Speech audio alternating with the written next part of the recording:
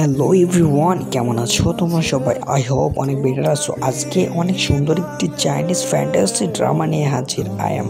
যে ড্রামাটিকে এত সুন্দরভাবে মডিফাই করা হয়েছে কিংবা এত সুন্দরভাবে তৈরি করা হয়েছে যেটা আপনার হৃদয় একদম ছুঁয়ে যাবে। আপনারা চাইলেই বুঝতে পারবেন ড্রামাটি কতটা বেশি সুন্দর। আর এই ড্রামাটির নাম হচ্ছে a dream with a dream. আমি আশা করছি যে এই ড্রামাটি আপনাদের সবার অনেক বেশি ভালো লাগবে, কারণ ড্রামাটি এতটাই সুন্দর সেটা আমার হৃদয় ছুঁয়ে নিয়েছে। আর আপনাদের কথা তো বাদই থাক। তো আমি একটা রিকোয়েস্ট করবো, যারা চ্যানেলে নতুন আছে অবশ্যই চ্যানেলটিকে লাইক করে সাবস্ক্রাইব করে দিও, আর বেশি বেশি কমেন্ট করার চেষ্টা করবেন। এই ড্রামাটা শুরুতেই জিংতায়েত নামের একটা শহরকে দেখানো হয় এবং এখানে তার একটা বড় মেয়ে সং ইয়েমেন নামের একটা মেয়েকে দেখানো হয়। অ্যান্ড নেক্সট ডে এই স্মৃতির সপ্তম প্রিন্স নাই হাংকে দেখানো হয় এবং তাদের দুজনের বিয়ে হইতেছিল ওখানে। আশপাশ লোকজন তাদের বিয়েতে অনেক খুশি। তখন একটা জেনারেল চলে আসছে। জেনারেল এসে প্রিন্সকে বলে যে তুমি আমার বাবাকে মারছো। আর জেনারেলের নাম সং ওয়াং। এখন আমার হবু বউকে নিয়ে পালাচ্ছো। আজকে তোমার সঙ্গে আমার সমস্ত হিসাব মিটিয়ে ফেলবো। চু হং এর সঙ্গে মূলত সং ইমিং এর বিয়ে হওয়ার কথা ছিল।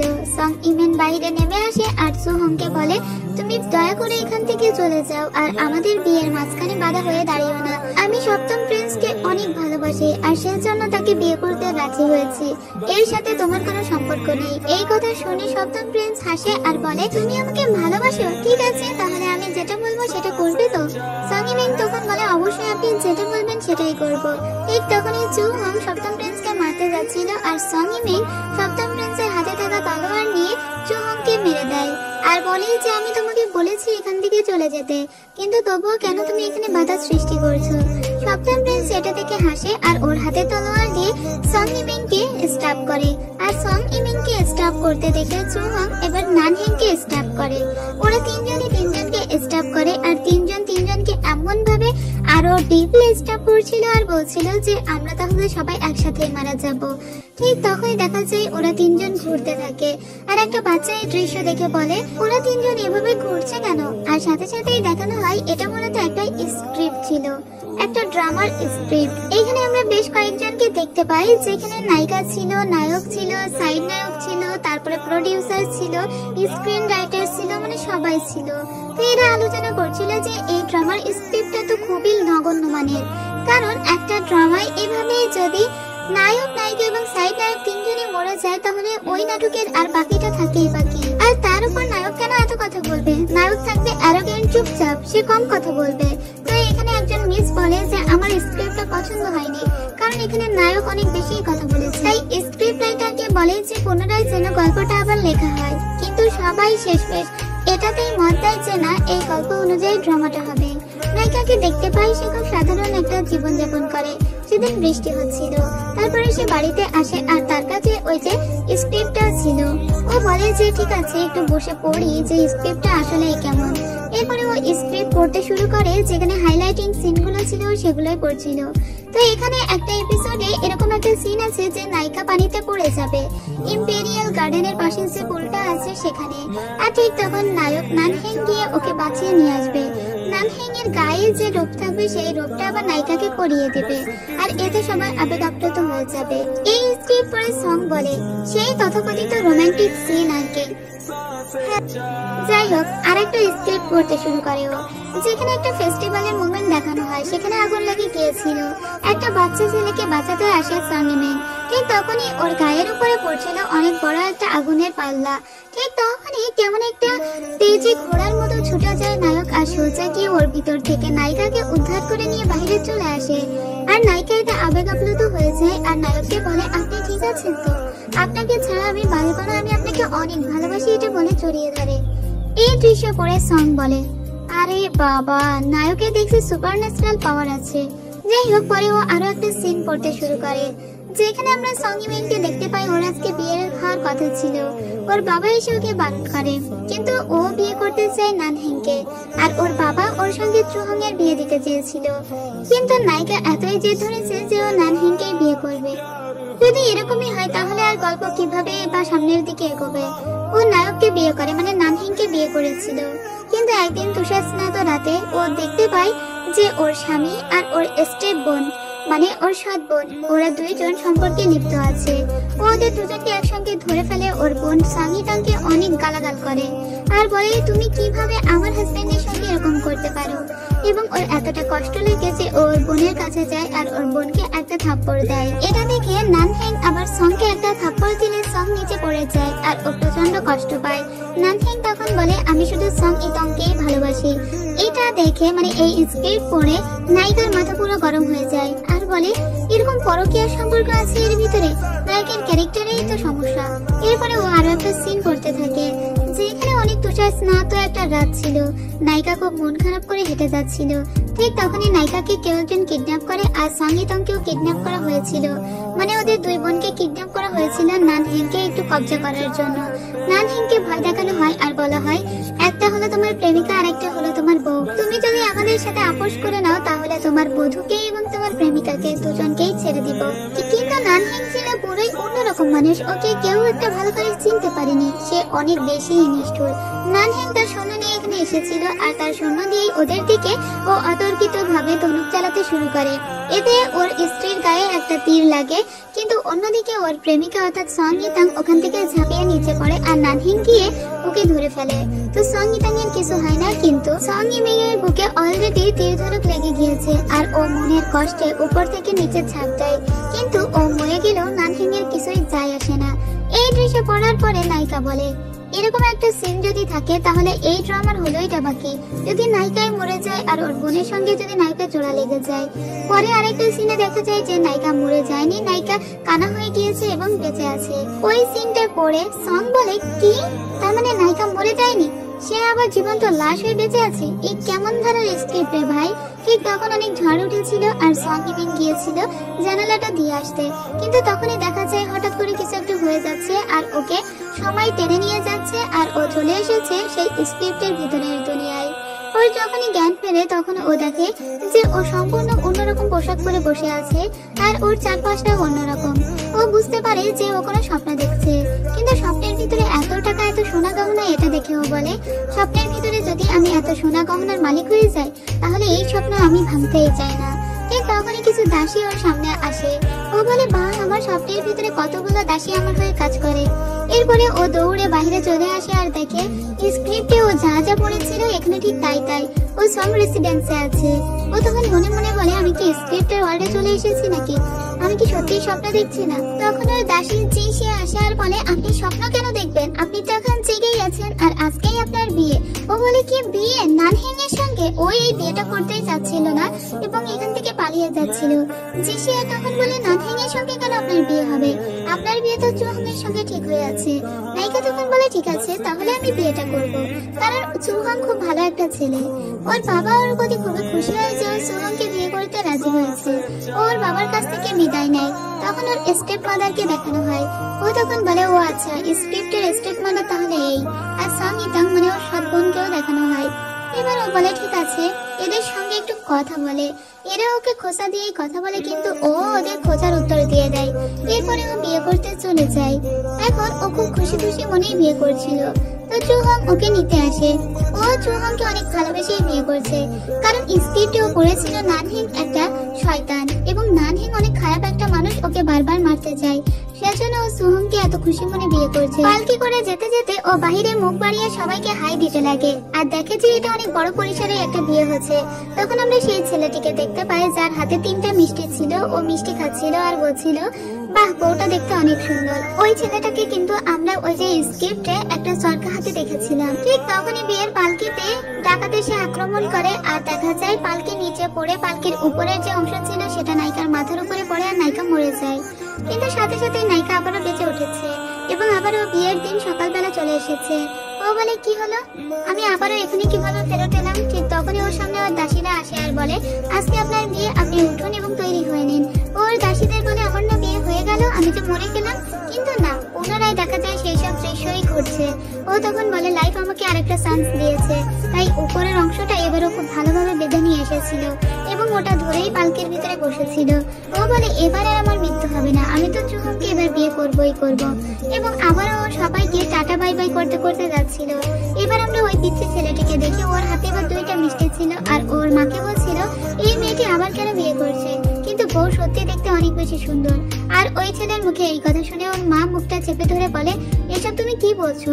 আসলে কেউই বুঝতে পারছিল না, কিন্তু বাচ্চা ছেলেটি বুঝতে পারছিল যে ওই এই মেয়েটিকে এই দ্বিতীয়বারের মতো বিয়ে করতে দেখলো। এরপরে সং যখন পালকি থেকে নিজের মাথাটা ভিতরে ঢুকাবে, ওর মাথার বিভিন্ন জুয়েলারি ওই পালকিতে আটকে যায়। আর এখানে আমরা আরো দুজন বাচ্চা ছেলেকে দেখতে পাই।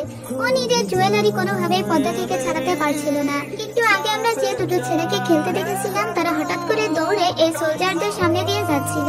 আর এতে এদের গতিপথ বাধাপ্রাপ্ত হয়, আর হঠাৎ করে পালকিটা আবারও নড়ে যায়। পালকিতে এত বেশি করে ধাক্কা লেগেছিল যে সং ইমিং এর মাথায় যেসব গহনা ছিল সেসব কারণেই ও মূলত এখানে মারা যায়। কারণ ওগুলো জড়িয়ে গিয়েছিল আর ওর গলা নিচে পড়েছিল, তাই ও মরে গিয়েছে। কিন্তু পুনরায় আবারও ওকে বিয়ের দিন সকালবেলায় নিয়ে আসা হয়। ও বলে, আজকে আবারও আমাকে বিয়ে করতে হবে।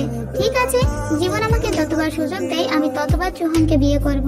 এরপরে ও পালকিটা এমন ভাবে সাজিয়েছিল যেন ওর মাথার গহনাগুলো আর কোনোভাবেই পর্দায় আটকাতে না পারে, আর সবকিছু নরম বালিশ দিয়ে ঠিক করে নিয়েছিল। এবার আমরা সেই পিচ্ছি ছেলেটিকে দেখতে পাই, যার হাতে এবার একটা মিষ্টি ছিল। ও বলে এই মেয়েটি তৃতীয়বারের মতো আবারও বিয়ে করছে, কিন্তু বউ দেখতে অনেক সুন্দর। সাথে সাথে বাচ্চাটির মা ওর মুখ চেপে ধরে আর বলে, তুমি এসব কি উল্টো পাল্টা বলছো? তো যাই হোক, এবার দেখা যায় যে সুহং খুব ভালোভাবে বিয়ে করে নিয়ে যেতে পারছিল, এবং ওই যে দুইজন ছেলে আবারও ওদের সামনে আসে আর ওভাবে অ্যাক্সিডেন্ট ঘটে যাচ্ছিল। কিন্তু এবার পালকি যখন নিচে পড়ে যায়, তখন সং ইমিং আর মারা যায় না। সং ইমিং মনে মনে বলে যে আমি সবকিছু ঠিকঠাক করে এনেছিলাম বলে এবার আমি বেঁচে গেলাম, এবার তো আমি বিয়ে বাড়ি পর্যন্ত যাবই। কিন্তু ও যখনই পালকি থেকে বের হচ্ছিল, পালকির সামনে যে বড় একটা রড ছিল তাতে ও ধাক্কা বেঁধে আবার পড়ে যায় আর ওখানে মরে যায়। সাথে সাথে ওকে আবার বিয়ের দিন সকালে ফিরিয়ে নিয়ে আসা হয়। ও বলে, যতই আমি চেষ্টা করছি না কেন এই বিয়ে কোনোভাবেই দেখতে করতে পারছি না। তো পরের বার ও যেখানে আগের বার পড়ে মরে গিয়েছিল সেই কাঠটা উপরে তুলতে বলে, আর তারপরে ও পালকি থেকে বাইরে বের হয়। কিন্তু ও যখনই ভিতরে ঢুকতে যাচ্ছিল, ঠিক তখনই আমরা একটা লোককে দেখি যে একটা পাত্রে অনেক আগুনের ফুলকি নিয়ে আসছিল। সেটা হঠাৎ করেই হোঁচট খেয়ে গিয়ে পড়ে সং ইমিং এর গায়ে, আর ওর সমস্ত শরীরে আগুন ধরে যায় আর ওভাবে মারা যায়। তো পরের বার আবারও ওকে সুযোগ দেওয়া হয় এবং দেখা যায় এবারও আগুনটাকে টপকে যেতে পেরেছে, এবং এই নিয়ে প্রায় 7 নাকি 8 বারের মতো হয়তো বাঁচতে পেরেছে। এরপরে তো ও সেই একটা গেটআপ নিয়ে ভিতরে প্রবেশ করে, কিন্তু না, উপর থেকে বড় একটা কাঠের খণ্ড ওর মাথার উপর পড়ে আর অমনিও মারা যায়। এবারও আবারও জেগে উঠেছে সেই বিয়ের দিন সকালে। সং ইমিং বলে যে আমি আর একটা বিয়ে করতে গিয়ে ঠিক কতবার মরবো সেটা ঈশ্বরই ভালো জানে। এরপরেও পুনরায় বিয়ে করতে আসে আর যত বাধা ছিল তা সব অতিক্রম করে যায়। কিন্তু এবার যখনই ওর রুমের ভিতরে ঢুকতে যাবে তখন ওর পাশ দিয়ে কিছু মেয়েরা ফুল নিয়ে যায়, আর ওর ফুলে ছিল অনেক অ্যালার্জি। তো একটা ফুলের গন্ধে ওর এত হাসি আসতে শুরু করে, কিছুক্ষণ পরে দেখা যায় ওর দম আটকে যাচ্ছে এবং ও ওখানেই মারা যায়। তো পরে আরো একবার সুযোগ পাই, আর এবার আগুনটা তো উতরে যায়, কাঠটাকেও উতরে যায়, আর এখানে যারা ফুল নিয়ে যাচ্ছিল সেই ফুলের গন্ধটাকেও উতরে যায়। কিন্তু দেখা যায় চালের উপরে একটা বিড়াল একটা টাইলস ফেলে দিচ্ছিল, আর এটা ওর দাসী দেখতে পেয়ে সং ইমিং কে বাইরে ঠেলে দেয় যাতে ওই টাইলসটা সং ইমিং এর মাথায় না পড়ে। কিন্তু ওর দাসী এটাই করেছিল সবথেকে ভুল। একটা টাইলসে হয়তো ও মরতো না, কিন্তু ওকে যেখানে ঠেলে দেওয়া হয়েছিল সেখানে আঘাতপ্রাপ্ত হয়ে ও মারা যায়। আর এই নিয়ে মনে হয় ও 7 বারের মতো মারা গেল। আমি গুনে দেখলাম এটা 7 বারই হবে। তো পরের বার ও বিড়ালটাকেও উতরে যায়, কিন্তু ও যখন ভিতরে প্রবেশ করতে যাবে তখন কিছু দাসীরা খাবার নিয়ে আসছিল। তো একটা দাসীর জামাই অন্য দাসীর পা লেগে ওই দাসীদের হাত থেকে সমস্ত খাবার আর ফল নিচে পড়ে যায়, আর ওই খাবারগুলোতে পা পিছলে আবারও মরে যায় আমাদের নায়িকা। আর এবারও বিয়ের দিন সকালবেলা ওকে জাগিয়ে তোলা হয়েছে। ওর তো এবার মেজাজটা একদম খারাপ হয়ে যাচ্ছে, তবে ও এবার ছাতাটাকে ঠিক করে নিয়েছে।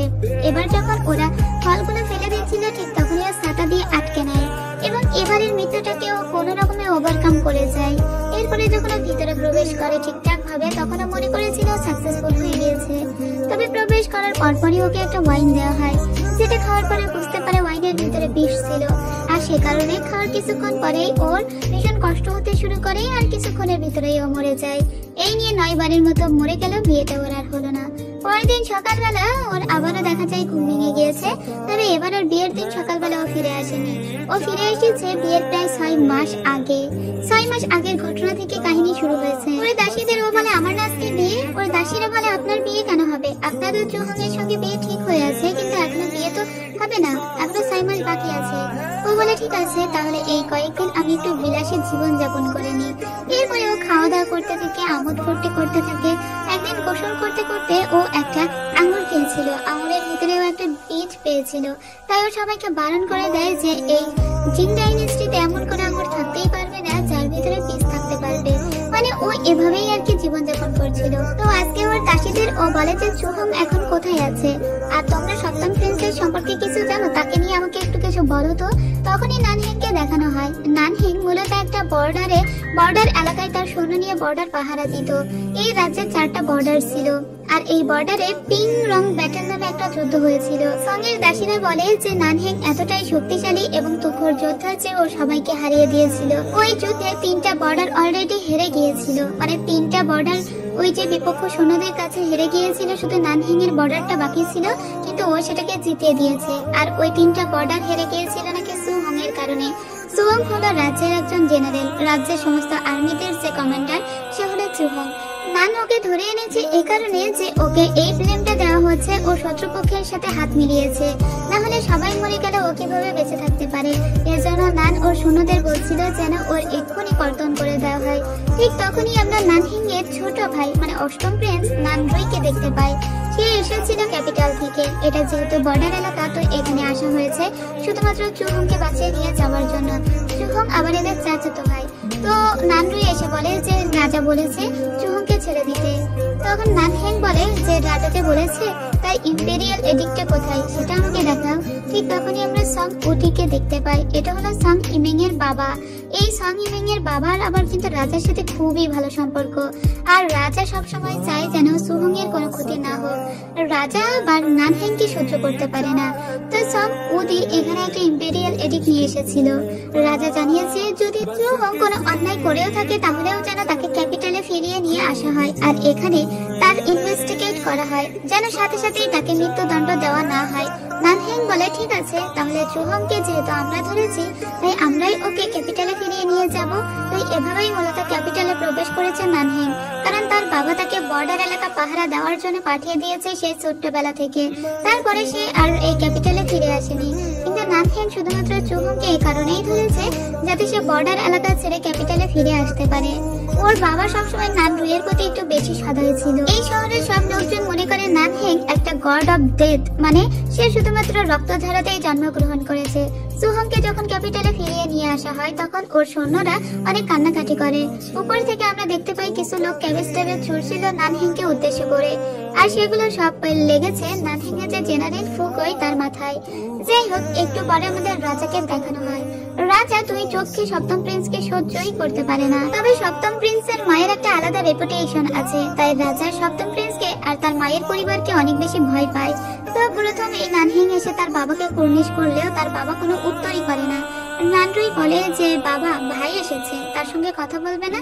রাজা তারপরেও কোনো কথা বলে না, আর নানরুইয়ের সঙ্গে বকবক করতে শুরু করে। রাজা নানরুইকে বলে যে আমি শুনেছি সপ্তম প্রিন্স নাকি বর্ডার এলাকায় গিয়ে আমাদের প্রতিপক্ষ শয়তান শত্রুকে নাকি মেরে দিয়েছে, কিন্তু কে বলবে যে সে মেরেছে? হতেও তো পারে সে কোনো বডি ডাবল এখানে দেখাতে নিয়ে এসেছে। নানহেং বলে আমি সত্যি সত্যি প্রতিপক্ষকে হারিয়েছি এবং আমি 3টা বর্ডারই উদ্ধার করেছি। চুহং যেখানে হেরে গিয়েছিল সেখানে আমি সেটাকে জিতিয়ে এনেছি। রাজা বলে কিন্তু চুহং যে তোমার কারণে হারেনি সেটা কি তুমি বলতে পারবে? আর তাছাড়া তুমি যে প্রতিপক্ষকে মেরেছো তার লাশটা কোথায়? নানহেং বলে আমি নিয়ে এসেছি। তখন রাজা বলে কিন্তু সেটা যে একটা বডি ডাবল নয় সেটাও তো তুমি বলতে পারবে না। অর্থাৎ নানহেং যাই করুক না কেন ওর বাবা ওতেই ওকে সন্দেহ করে, আর ওর বাবা মনে করে যে ওই বর্ডারে হারার পেছনে নানহেং এরই হাত আছে। ওর বাবা রুইয়ের সঙ্গে গল্প করতে করতে এখান থেকে চলে যায়, আর নানহেংকে কোনো কথাবার্তাও বলে যায় না। নানহেং এর মনে মনে খুবই খারাপ লাগে ওর বাবার এইরকম ব্যবহার দেখে। এরপরে নানহেং ওর লাইব্রেরিতে এসে দাঁড়িয়েছিল। তখন জেনারেল জানায় যে আপনার বাবা তো আপনার দিকে একটু দৃষ্টিপাতও করে না, তো এখন আমার মনে হয় কি আপনার সংকে ম্যানেজ করা উচিত, মানে সং উদিকে, যে আপনার বাবার সব থেকে কাছের বন্ধু। তখন নানহেং বলে সং উদির আবার 2টা মেয়ে আছে না, সং ইমিং আর সং ইতং। তখন জেনারেল বলে সং ইতংকে কি ধরে নিয়ে আসবো? নানহেং বলে না না, তাদের বড় মেয়ে যেটা নাকি অসুস্থ আর সবসময় ঘরের ভিতরে পড়ে থাকে তাকে নিয়ে এসো।